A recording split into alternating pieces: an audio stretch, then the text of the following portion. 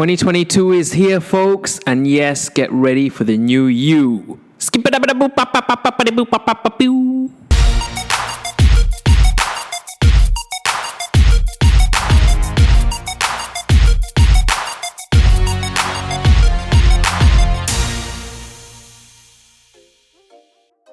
Hey everyone, Dr. Bobby Striker here with Flow Physique Factory. Happy 2022. A lot of 20s and 2s at the end. So yeah, here it is. New year, new you. That's what everyone keeps saying. So we've got to go in with a game plan, guys. You know, we want to make 2022 an awesome year. The year that you finally crush those fitness goals and all of that kind of stuff. Now, you really need to have a strategy, and that's what we're going to try and help you with in this episode today. Okay? If you weren't happy with how things turned out in 2021, you didn't hit your goals, you got to make a plan for 2022. You know the saying, if you do the same things, you're going to get the same results. And if the results that you got in 2021 weren't what you wanted, you got to change the plan. You got to change the game plan. Fail to plan, plan to fail. Okay, so January, if you're one of the many folks around the world, you know, you've made your fitness and health a priority, maybe you want to lose a bit of weight and you've joined the gym and all that, gyms are going to be packed. Yeah, January is like the busiest time for gyms everywhere in the world. Lots of New Year's resolutions, guys, are going to be in the gym. Many will slowly disappear. You know, a couple of months down the line, if you're still there, a lot of those folks that you see right now, they might not be. That's very common. Now, the difference between you, okay, and those guys who end up maybe not crushing their goals this year is that you're going to have a game plan, and there are two important components to this game plan. Number one is your social support network, and number two is goal setting. Okay, so we're going to touch on both of these. We're assuming that you already have the knowledge. Okay, so I'm taking it that you've already got our power plans, yeah, our body transformation manual, because that's going to give you all the knowledge you need. But by itself, that's still not enough, yeah, because you've got to do the hard work. We give you the knowledge, but you've got to take that next step and actually put into play all the stuff that we've been teaching you and been showing you. You've got to make it happen. Okay, if the gyms are too packed or you can't afford a gym membership, then, you know, grab our home training manual. But either way, we assume you've got the knowledge, you've got to implement it. But even having that knowledge, it's not going to be enough. Now, there's a lot of evidence to suggest that those people who fail are often surrounded by people who are not so supportive. You know, if you tell your friends and family, oh, look, I'm going to lose a lot of weight, guys. I haven't been able to do it all these years, but this year's going to be different. And their response is like, yeah, whatever. We don't believe you. Good luck with that. You know, you're going to fail. You know, just give up. Forget it. It's not going to happen. You've tried so many times. That's not the kind of people you want to surround yourself with. You know, that's just going to reinforce that this isn't going to happen, and you're going to end up failing again. Okay, it's going to kind of become a weird self-actualizing prophecy if you also believe that. So you've got to do the opposite. You've got to surround yourself with people who are supportive, who believe you, who encourage you. Way to be strong, man. Maybe people who have the same kind of shared goals, and that's going to give you a much higher chance of succeeding. Yeah, success is what we're going to be striving for this year. And then you're going to crush your goals. So talking about goals, let's talk about goal setting, okay? So for fitness, for work, for life, whatever endeavor you embark on, you are going to be much more likely to succeed if you set goals. And setting goals just doesn't mean like you have an idea what you want to achieve. It's like a process, yeah? And a lot of successful people do it. And yes, again, there's research which shows that the more specific and more ambitious your goal is, the more likely you are to kind of experience performance improvement, and a lot more likely than if you set easy and general goals. And this is what a lot of successful people do. So if you set like really vague goals, like, oh yeah, I want to get into shape, you know, I want to do better, I want to make more money this year, they're kind of very vague goals. And if you set vague goals, there's no target. So you need to go through a goal setting exercise, and it's very important. So that's what we're going to do now. We're going to teach you how to become goal setting masters, and that's going to allow you to crush these goals. Okay, there's two components that you need. Okay, number one, you need to have an objective, and number two, you need a time frame. Okay, this defines success and failure. Like I said, if you have a very vague objective saying I just want to get into shape, then how do you know if you've succeeded and how do you know if you've failed? You don't have the accountability because you never set a target. So no one can then say to you, hey, you were going to say this or that. You said you were going to do that. But, you didn't define what success actually means and what failure also means. So you kind of give yourself an exit strategy before you've even started. Okay, so that's the kind of sure pathway to get nowhere fast. So you need to be clear. You need an objective, a very well-defined objective, and you need a time frame. So let's say you want to lose 20 kg this year. Okay, so then you've got clear targets. You've got a time frame. I want to lose 20 kg in weight, and you've got a time frame in this year. Or maybe I want to clear my $20,000 credit card debt this year. Again, you've got a target of the amount of money you want to clear, and you've got a time frame. That's the year that you want to do it in. So you need to have this kind of strategy: clear target and time frame. Okay, and this is crucial. This next step, super important. It may not seem like it, but it's essential for this process to work. You have to physically write it down on a piece of paper. Yeah, keying it into your phone and all that kind of stuff just simply doesn't work. I don't know why. It just doesn't seem to work. So get a piece of paper, not just a scrap piece of paper that you're going to lose, but actually get down some kind of journal. That's why people still sell these things, I guess. Journals, year planners, something like that, and write it down. Your objectives, your plan, and the time frame you want to achieve that goal in. Write it down. Yeah, go and get a journal, jot it down. Maybe get a fancy pen, fountain pen. I don't know. Anyway, do that. So, of course, for Flow Physique Factory, we're going to be talking all about fat loss. So, for the purpose of fat loss, we're going to show you some images. We've shown you these images before. This is going to be the first thing that you need to do. We're going to really show it to you, really spell it out, the process you need to go through to set successful fat loss strategies and goals for this year. Okay, so first thing, look at the images we're going to pop up shortly and look at the different body images with the corresponding body fat percentages. Look at these images and kind of mark yourself up, have a look at yourself, and see where you think you are on these charts. Use this to estimate your own body fat percentage. That's step number one. Step number two, you need to measure your weight. Okay, once you've got these two, you can then make an assessment of where you are now and where you want to get to. So looking at your images, see what body fat percentage you are now, and then set a target body fat percentage. So healthy targets for men would be around maybe the 15% mark, and for women it would be around the 20% mark.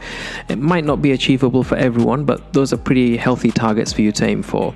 Now let's give you some numbers, give you some examples. So if you're a female and perhaps you've looked in the mirror and you've compared your body as it is now to the pictures we just showed you, and you estimate your body fat percentage as 35%, okay? And you weigh yourself and your weight is 90 kilograms, and say you want to get to that healthy body fat percentage of 20%. So let's do a bit of maths. So if 100% is 90 kg, yeah, that's your full body weight, and you want to get from 35% body fat to 20% body fat, you need to lose about 15% of your body weight. So 15% of 90 kilograms is 13.5 kg, which is about 30 pounds. So there you've got your target, your goal. Your goal this year is to lose 13.5 kg over the next 12 months. So now you've got a timeline as well. You've got a clearly defined target and a timeline. And you might personally have more or less weight to lose. You might be able to achieve it faster or later, but this is the kind of process you need to go through. This is just an example, just how to use this and what to do. The end point is the kind of long-term goal, and looking at that, like in this example, losing like 30-40 pounds, it might be like, whoa, that's pretty scary. I'm overwhelmed already, and that's a good thing. The end goal should be a little bit daunting, a little bit scary, and that's why you need to have short-term goals too. Okay, short-term goals is what you need to do next. That's the next step. Okay, the short-term goals themselves should not be quite as scary. So if we're using the example that we used earlier, okay, where this person is going to be losing 13.5 kg, 30 pounds over the next year, like I said, it sounds overwhelming, but if we break it down, say monthly, that means you're going to be losing about a kg, 1 kilogram per month, or weekly. It's about 281 grams per week. That doesn't sound quite so scary now, does it? So you need to set yourself this kind of short-term goal. So once you've got your clearly defined long-term goal for the year, the target, break it down into manageable bite-sized pieces. So monthly goals would be a good next kind of step to take you.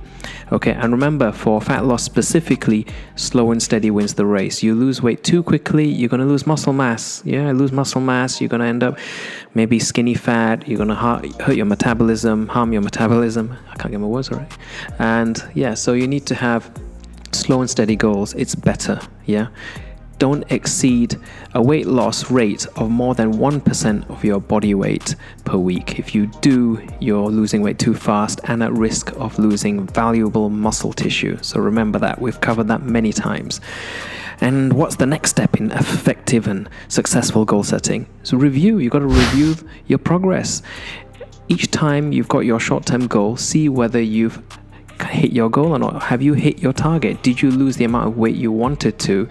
If you have, that's great. If you haven't, reassess, make adjustments. Maybe you need to review your training, your nutrition. Maybe you need to reassess what your calorie requirements are, your daily calorie requirements. Make adjustments. Don't give up. Setbacks are normal, but they're simply going to be a learning opportunity for you to kind of really get to know your body better. So that will allow you in the long run then to be able to keep the weight off more permanently. So don't, allow a setback to push you down to failure. It's not the case. Setbacks allow you to understand yourself better so that you can succeed, okay?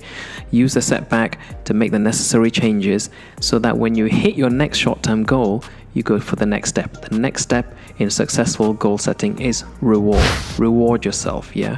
Reward yourself for hitting your short-term goals. And if you do that, you're going to set yourself up psychologically for success, yeah? You're going to have something to look forward to, a little goal. It's going to reinforce the idea like, hey, look, I can do this. I'm getting towards my target. I hit my target. I rewarded myself. Now let's hit that next target. And the more you do it, the more you're going to believe in yourself that you can do it.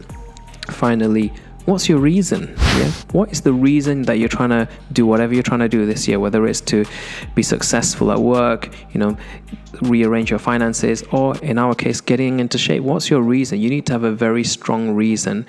And if the reason is strong enough, it's going to outweigh any reason you might have to give up, okay? If that reason is strong enough. If you have a very kind of feeble reason, it's like not really something you believe to your core, there's a much higher chance you're just going to give up. So if you have a strong reason, if you have a strong why you want to do this, it will outweigh any reason to quit, and you're going to keep going, okay?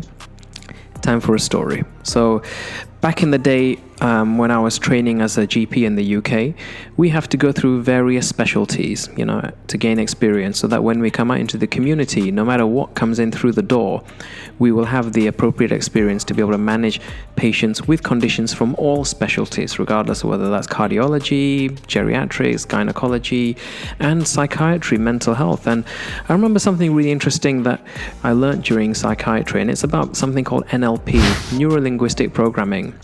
It's really kind of the essence of speech and words and how powerful words can be. And what we often notice in patients is that if you see a patient and just use this for yourself. It doesn't have to be patients. We all do this essentially in day-to-day life.